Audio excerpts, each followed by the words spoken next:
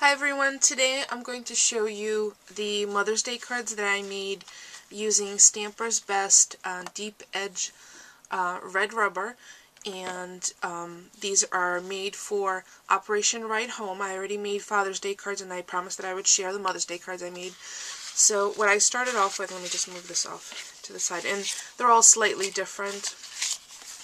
What I started off with is the Leaves background rubber stamp, which is 4x6, and it's available unmounted or on cling. And StampersBest now has acrylic blocks also available when you purchase your stamps. In cases where you don't have the large acrylic block, you can now also order a block when you're ordering your stamps, so check that out. And this is called Leaves Background, and it's beautiful etched. So what I did is I put my stamp down first, then I trimmed cream color cardstock 4 1/4 by 2 3/4, and I inked the stamp. I did the opposite. I turned the ink and I used the Colorbox liquid fluid chalk and olive pastel, and I took it to the stamp. Once I had the rubber stamp inked, I put my piece of paper on it. Then I put a little scrap piece of paper over it, and I used my brayer to make sure that I have good contact and full coverage. Then you just take everything off, and then you have your stamped image. So I stamped the image several times, once for the actual background and a couple of times to trim out.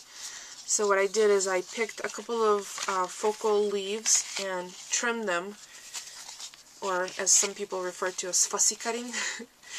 And then I adhered them on dimensional tape, which is 1/8 of an inch thick, because I'm trying to keep everything relatively flat, because this is going to be sent from overseas.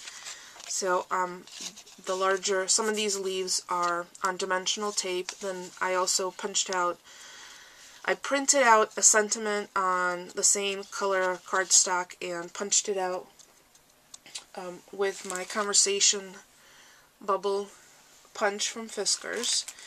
And this one says, "Happy Mother's Day, you let me bloom into who I am today." And it's just something I kind of made up because I don't have any sentiment stamps yet from StampersBest, but I will be ordering some. And then this little twine, I had a couple of questions from earlier, from previous video, is kite twine in light load, which I colored with Lindy Stamp Gang in Witch's Purple. And it just turned out really sweet. So I just wound it a couple of times around. I wanted the background stamp to actually be the focal point. It really stands on its own. So I adhered this layer onto Coordination's purple cardstock and then onto the card base.